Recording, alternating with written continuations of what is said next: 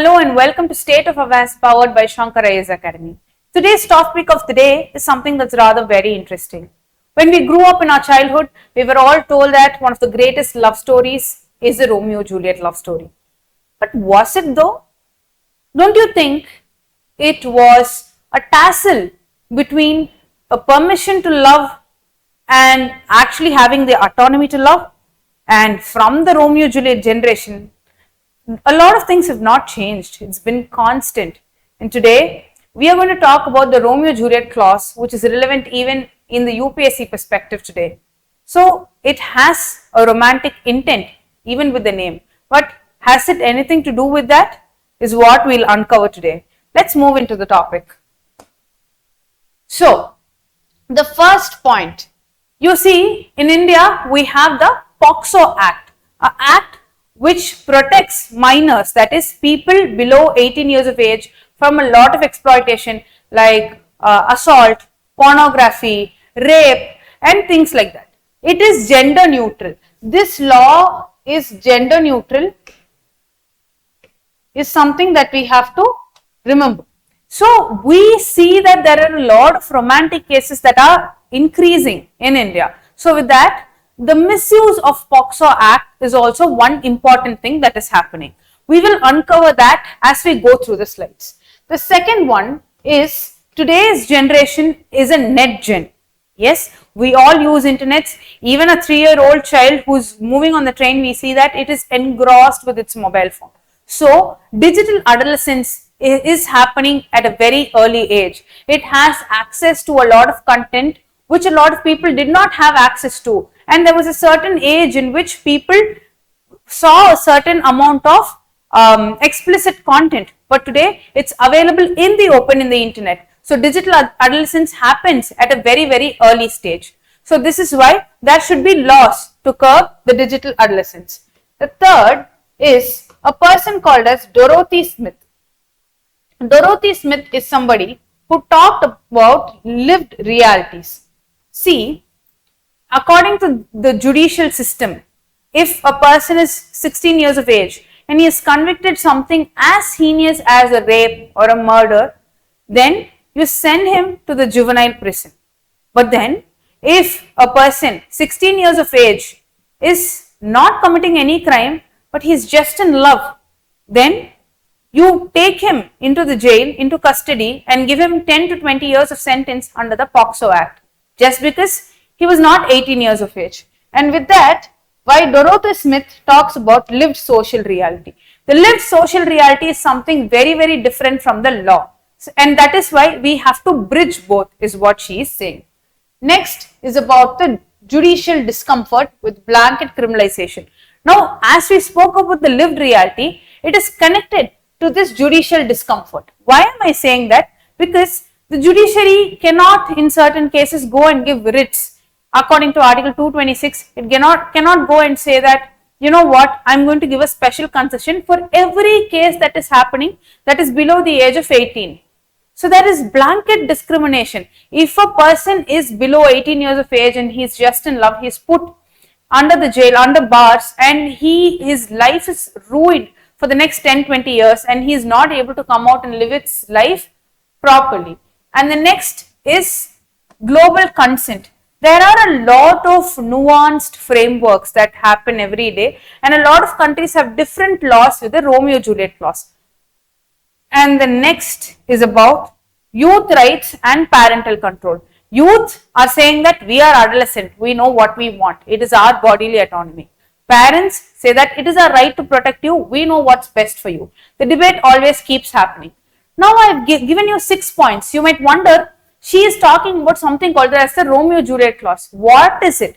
So the clause states that if a person is below 18 years of age and he has a minor age gap, say 2 to 4 years of age gap, then it says that the person should be exempted and not put under POCSO Act if the relationship is consensual.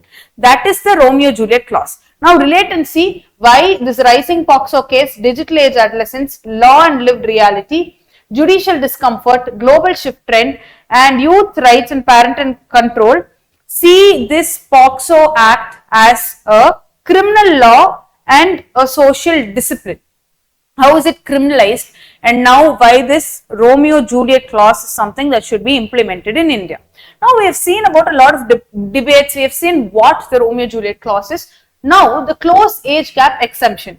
First, it is saying that the minimum age threshold, as already seen, is if it is 18 years, if the person is 2 to 4 years below the age, it is absolutely okay.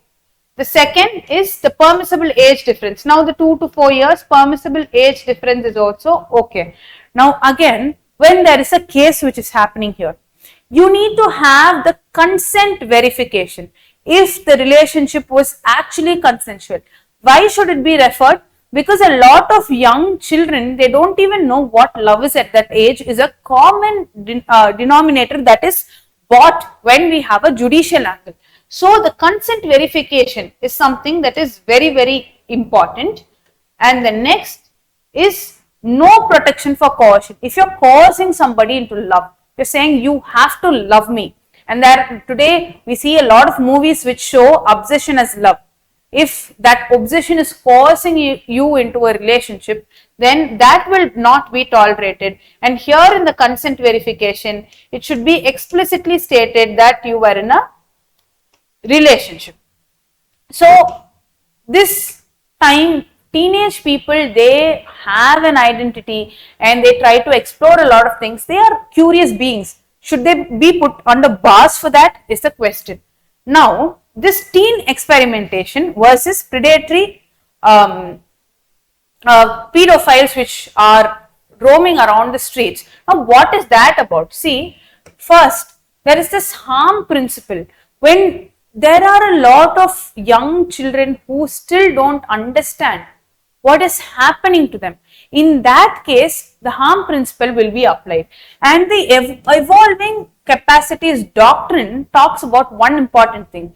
It says that the children are constantly evolving. Their identities are constantly forming. So they change from time to time. And their identities, they are maturing. The most important word here is they are maturing. So in a time where they are maturing, you have to let them mature. You cannot go and put restrictions on them. Over restrictions will also make them to want to break the freedom. So you have to understand that the child is evolving, is the evolving capacities doctrine. Next is the best interest of the child. Even if it's the best interest of the child, there should be a balance between your interest and the child's wants is what people are saying here. So this is the close age gap exclusion for consensual relationships. Moving on, we see that historical evolution of consent laws. How did it come? So globally, when you talk about it, first is the Victorian morality. The Victorian morality was something that was rule bound. It spoke a lot about duty. Now it spoke a lot about duty, it gave a lot of laws, but then they are just children. And in the 1800s and in the 1700s, you see that a lot of children worked in mines. A lot of children were exploited. A lot of children needed that child protection. So the child protection laws came into effect.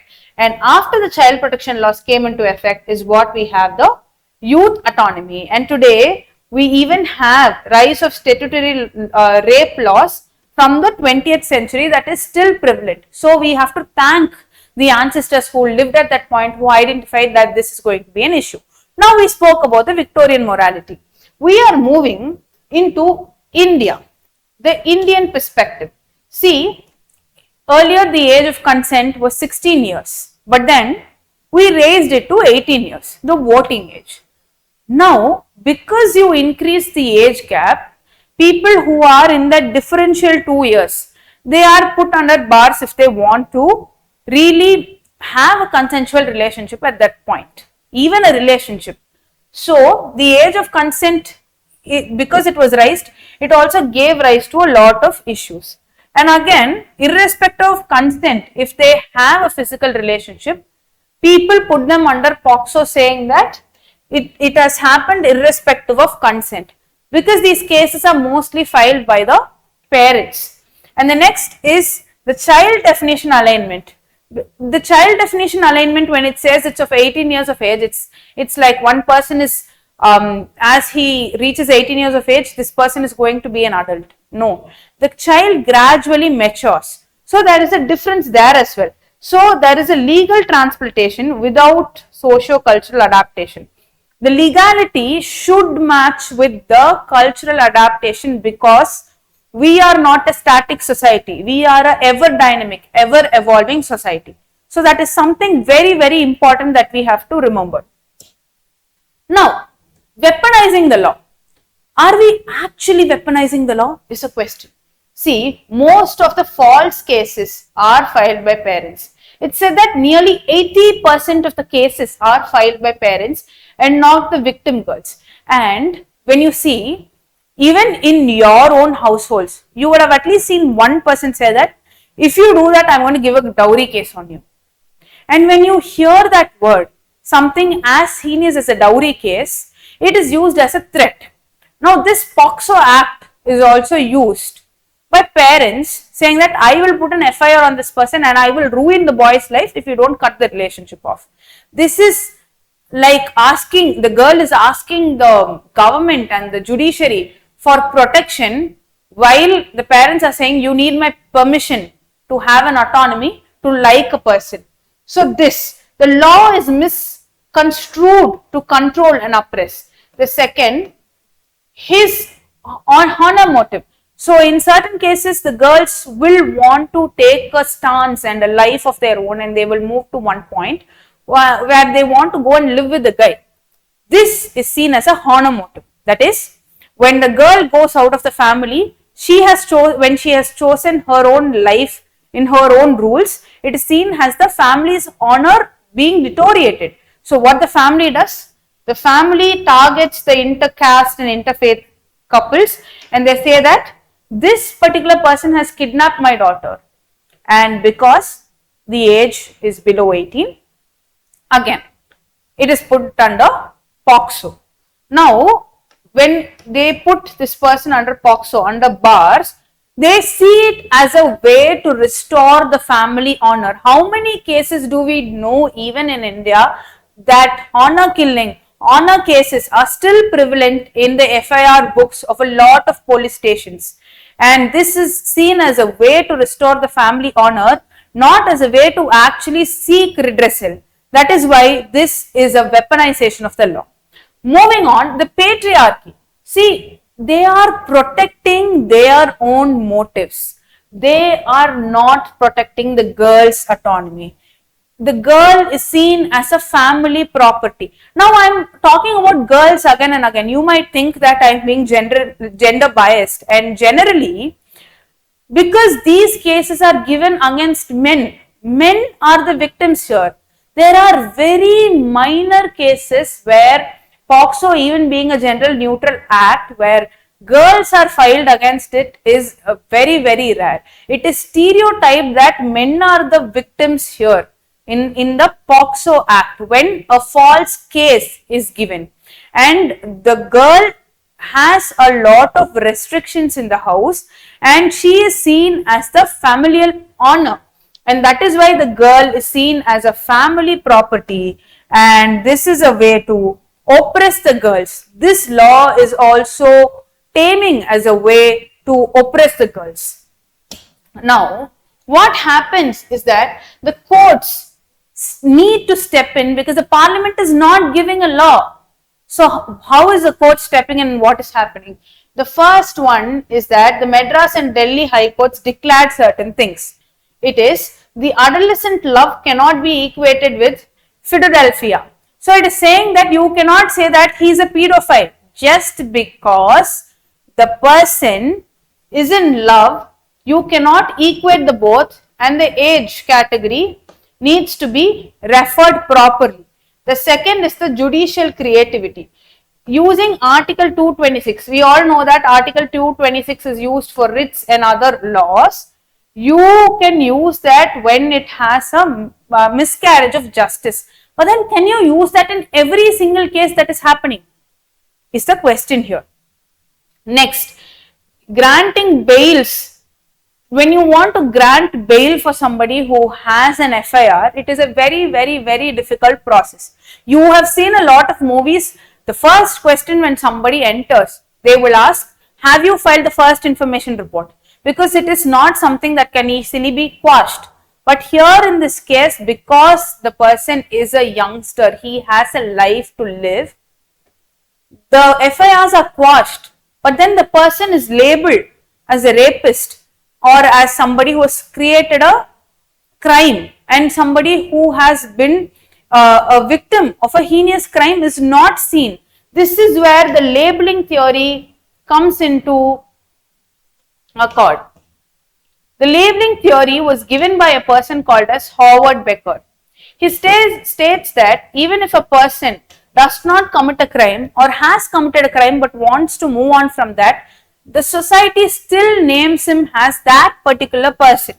See, take the digital media, take social media, take something as simple as a reality show. If somebody has created a mistake, the label keeps haunting them. Do they not have the right to be forgotten is a question. But the right to be forgotten here in this case, with the digital media being so widespread, it's very, very difficult. And that is why this is very, very difficult to use granting bail and quashing FIRs in every single case. The important judgment with Romeo-Juliet clause is the Vijay Lakshmi versus the state of Madras. This particular key case reference is that it talks about how you have to let teenage people be and understand that they are in an age of curiosity, and let that curiosity and exploration be within limits. Again, what the limits are is something that is an issue here, which is why we are moving on to the consent and adolescent laws in various other states, as we have discussed a case law. The first is in US. It states that, see, if there is a small proximity of age difference, then we are absolutely fine with it, is what US is saying. But UK says that, see, again, we are talking about enabling children of their evolving capacities. Now, when they have evolving capacities, we are actually okay with them having this, and we recognize that, so we will also act in accordance to that. Now, China says that, see, we are living in a reality. People are going and watching a lot of things. They are very aware. So, we are lowering the age of consent to 14 years of age to adapt to reality. This is what the other countries are saying. Now, India, it is putting a strict 18-year ban. It is saying that evolving capacities are not at all there, and it does not understand that the child is not going to be matured once it is 18 at the stroke of the midnight at 12 o'clock. It is not going to be something that is like, I have gained maturity today, I know what to do. The child will constantly evolve. Even after 18, it is going to make mistakes. It is going to come back. It is going to cry to its parents. And even at 22, even at 40, a child might need its parent. And even at 18, certain people will be like, I know what my life are. So every individual is different. At the same time, the laws need to adapt and understand that from 14 years or from 13 years or even before that, the child begins to mature. And age has nothing to do with maturity, is something, even if it is told in a very philosophical context, today we have to understand that that is something that is very relatable here. So now when this happens, what happens? The patriarchal control of female sexuality happens. Honor and caste surveillance increases. Earlier we spoke about honor cases being there. Now there is a constant surveillance. If you are in a relationship, are you with the same caste guy or are you with the same religion guy is seen, and the constant caste surveillance is there. And the rural urban generational conflict, if it is a person from the rural area, they still are very, very scared to have a relationship, and in the urban area, the rural areas take it as an exclusionary aspect if the person falls in love with the other caste guy. Even today, the exclusionary practices are prevalent. Yes, even today that is very, very prevalent. And in the urban areas, there is a different conflict. You have conflict using status, you have conflict using power, and a lot of dynamics come in between the rural urban conflict. Now again, interfaith relationships are criminalized, as we have already seen, and there is a moral panic around youth, because they said that, see, once you get a job, maybe you can have a relationship, but that's not the youth, how the youth brain works. Here, moral policing is something that happens around us, but that also should have its limitations. We can only say that these are the pros and cons. We cannot take decision for the youth and make them live as per our whims and fancies. That's not going to happen, which is why there are a lot of theoretical links that we can bring in here. One is Foucault. He talks about the regulation of bodies. He says that, see, we have a lot of population, we have a lot of individuals. Now when you are in power, the regulation of bodies happen automatically. You cannot break the power, you will regulate yourself to what is happening. This is what Foucault is saying, and in this context, when we have honor caste surveillance and urban generational conflict, interfaith criminalization, the moral panic which the youth have will make them feel as if, you know what, why do I need all this? Even if I want to have some kind of curiosity, I am going to subdue to the power that my parents have over me and regulate myself is what is happening. The second is about Durkheim. Durkheim talks about collective conscience, collective morality. He says that the society is something that is unified. So when everybody follows something, it will be a law. But if you are going to say, I am going to be different, and if you are going to break down the social order, it leads to a condition called as the anomie, a social breakdown. The next is Weber. He says that the rationality, legal rationality, as we saw the judicial cases, judicial laws, they are very rigid. Now, if you want the social norms to be there, there is going to be a mismatch. So, the judiciary should adapt and ever evolve to the social norms, is what they're saying. Next, the challenges. First one is a lot of people, even it doesn't matter if they groom in real life or not, if they are well dressed, if they wear perfume, if they are properly groomed, but online grooming is happening. They portray themselves as somebody they are not. How many of us have received Instagram DMs wherein somebody else impersonates to be somebody else, and we see the profile picture and we think that this person is actually true, and there are a lot of cases where girls and boys have started falling in love, and today even in normal context there are a lot of people in schools and colleges who prank their friends impersonating to be somebody else. This is online grooming, and this creates a lot of distress. It is not something that should be taken very lightly as a prank, because it involves feelings and it involves emotions. The second one is sextortion. A lot of people get money out of this. They say that I'm going to give you soap pictures, I'm going to talk to you this way, and they get money. This is a market, this is revolving, and when they are minors, there are also cases where they don't understand what is happening and they might just make a UPI payment. So the sextortion is also there, and if they have a video of you, if they are going to blackmail you with it, is also a challenge that happens. The third one is a lot of dating apps today allow you to be anonymous. You can talk to whoever you want, but your face will not be revealed. So this also is a way wherein you are feeling like, okay, my face is not revealed, I can talk whatever I want, and this is where your integrity aspect comes in. Even in the ethics perspective, integrity is doing the right thing even when nobody sees you. That is one.